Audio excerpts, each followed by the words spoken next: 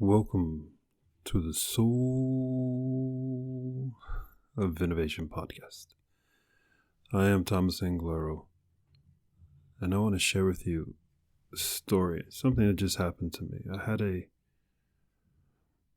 long overdue talk with a family member, and you probably have someone in your family too that there are topics that you need to talk about that you tried to talk about before, but they resist. You resist inside your mind. You're hesitant because you know that it didn't work before and that it always brings out emotions. It always ends in a conversation that's incomplete and maybe puts distance between you and the other person. You know what I'm talking about. Well, yesterday, once again, I brought up the topic. And the resistance and the wall and the excuses and the explanations and the loud voices came, as they always came. But I took a different strategy. I thought to myself, the power of yes and simplicity. What I mean by that is, when the person said something to me, I would say, yes, I understand your point of view. Yes, I understand where you're coming from. And then when they asked me a question, instead of giving a long answer back, I gave a simplistic answer back. Very simple, short words. And I think this makes such a huge difference when discussing difficult topics with people, because the other person's in a defensive mode. They don't have time to listen to your story. They're only thinking about their own. They have a window that's open for you, and that window opening is a crack. So it's probably not even a window. So how do you get as much information to that crack as possible? It's not by pushing more air and more pressure or talking faster.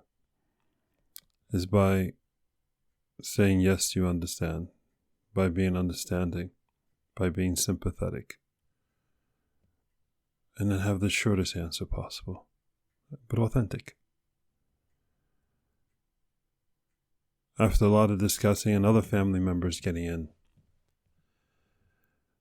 the wall came down. And the person saw what we've been trying to explain.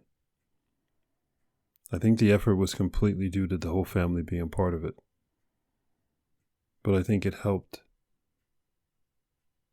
that it wasn't about yelling. It wasn't about screaming. I think what changed everything was the tone was mellow. Patience was given. Simplicity was provided.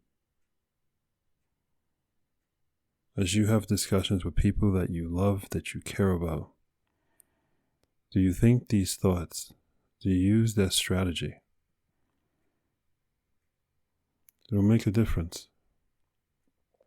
Because at the end of the day, it's not about winning a conversation. It's not about making sure that that person sees what you see. If you do that, that's egotistical.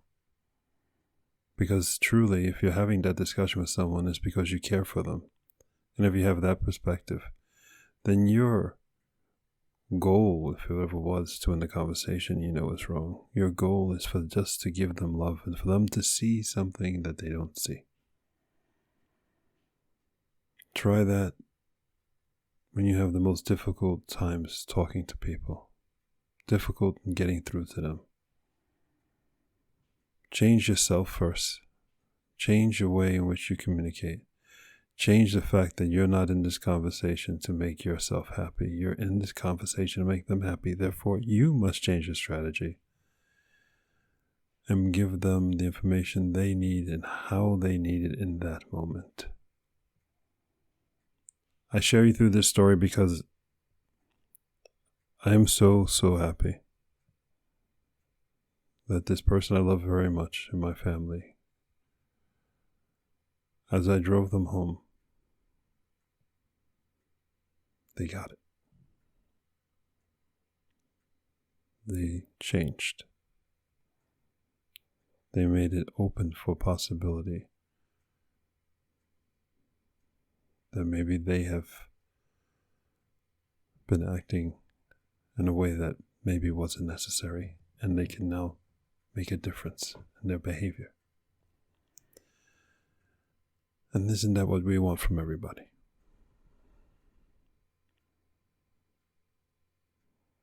Don't have a discussion with someone with your agenda. Have a discussion with someone about theirs. And the outcome will be exactly what you want. Go forth, spread beauty and light, and be patient. Think about the other person all the time. And the end result, you'll have that deep, beautiful feeling inside of you, because they would have heard what you've had to say for a very long time. This is Thomas Anglero. I love you very much. And I'm very excited for all the love that's coming your way now. Take care of yourself, okay? Until the next time. Thank you for listening to that episode. If you want to contact me, you can contact me on my website at anglero.com, and you can also subscribe to the newsletter. Or you can find me anywhere on social media with Facebook, YouTube, Instagram, and Twitter. Thank you so much, and I hope to hear from you very soon.